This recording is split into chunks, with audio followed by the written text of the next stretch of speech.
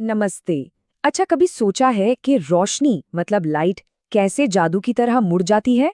आज ना हम इसी के पीछे का राज जानेंगे और देखेंगे कि ये छोटा सा साइंस का फंडा हमारी दुनिया देखने का नजरिया कैसे पूरी तरह बदल देता है। तो चलिए एक बहुत ही आम सवाल से शुरू करते हैं, जो असल में एक बड़ी दिलचस्प पहेली है। ये कोई जादू वादू नहीं है, बल्कि साइंस का एक ऐसा कमाल है जो हमारी आंखों को धोखा दे जाता है। तो ये जो जादुई मोड़ है ना, इसका एक नाम है अपवर्तन। और पता है ये कब होता है? हर उस पल जब लाइट एक चीज से दूसरी में जाती है, मान लीजिए हवा से पानी में। तो समझने वाली बात यह है कि अपवर्तन का मतलब सिर्फ रोशनी का मुड़ना नहीं है। असल में ये सब होता है लाइट की स्पीड में आए बदलाव की वजह से। सारा खेल इसी का है। पर सवाल ये है कि स्पीड बदलती क्यों है? अच्छा, इसको ऐसे समझिए, जैसे भीड़ भरे बाजार से निकलने में हमें ज्यादा टाइम और मेहनत लगती है ना? बस लाइट के साथ भी कुछ चीजों से गुजरते हुए ठीक ऐसा ही होता है, थोड़ा मुश्किल हो जाता है। अब ये देखिए, हवा में तो लाइट एकदम तेजी से भागती है, पर जैसे ही वो पानी या कांच जैसी थोड़ी घनी चीज में घुसती है तो उसकी स्पीड कम हो जाती है और बस इसी वजह से वो मुड़ जाती है।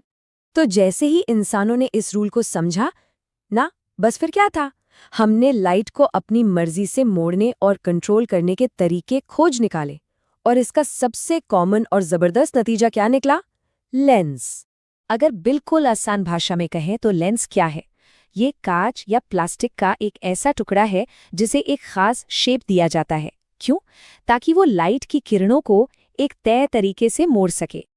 अब देखिए, लेंस मोटे तौर पर दो तरह के होते हैं और दोनों एक दूसरे से बिल्कुल उल्टा काम करते हैं, एकदम ऑपोजिट।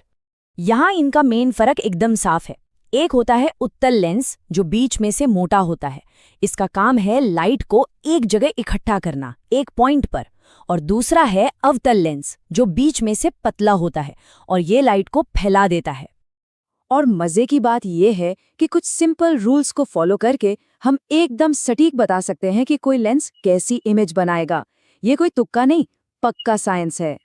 ये जो 3 नियम है ना, ये किसी भी इमेज की पहेली को सुलझाने की चाबी की तरह है। इन्हीं से पता चलता है कि भाई इमेज बनेगी कहाँ, कितनी बड़ी होगी और सीधी होगी या उल्टी। हाँ, ये टेबल थोड़ा कॉम्प्लिकेटेड लग सकता है, लेकिन इसका निचोड़ समझिए। मोटी मोटी बात ये है कि जैसे जैसे हम किसी चीज को उत्तल लेंस के पास लाते हैं, उसकी इमेज आमतौर पर बड़ी होती जाती है और दूर बनती जाती है। अवतल लेंस का मामला तो बहुत ही सीधा है। उत्तल लेंस की तरह इसमें ज्यादा झंझट नहीं है। ये हमेशा एक ही जैसी, मतलब छोटी और सीधी इमेज बनाता है, चाहे चीज को कहीं भी रख दो। लेकिन एक सवाल है, इस मुड़ने की ताकत को हम नापते कैसे हैं? मतलब कोई तो तरीका होगा ना ये जानने का कि कौन सा लेंस ज्यादा पावरफुल है। बिल्कुल है। इसके लिए हम लेंस की क्षमता या पावर ऑफ अ लेंस का इस्तेमाल करते हैं। इसका सबसे आम एग्जाम्पल क्या है? हमारे चश्मे का नंबर।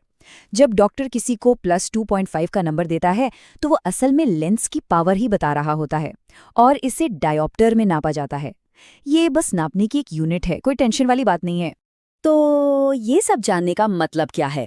इसका मतलब ये है कि लाइट को मोड़ने की इस कला ने सिर्फ हमारी जिंदगी ही नहीं बदली, बल्कि इस पूरे यूनिवर्स को देखने का हमारा नजरिया हमेशा हमेशा के लिए बदल दिया। जरा सोचिए, वो चश्मे जो दुनिया साफ दिखाते हैं, वो कैमरे जो हमारी यादें कैद करते हैं, और वो टेलीस्कोप जो हमें सितारों के पार की दुनिया दिखाते हैं। सच में लेंस हर जगह हैं, हमारी दुनिया को बेहतर और बड़ा बना रहे हैं। और ये हमें एक आखिरी बहुत ही कमाल के आइडिया पर लाकर छोड़ता है। हमने लाइट को मोड़ना तो सीख लिया है ना, पर यही सिंपल सा सिद्धांत हमारी दूरबीनों को एक टाइम मशीन जैसा बना देता है। सोचिए, ये दूरबीनें उस रोशनी को पकड़ती हैं जिसने हम तक पहुंचने के लिए अरबों साल का सफर किया है। यानी हम सचमुच ब्रह्मांड के अतीत में झांक पाते हैं।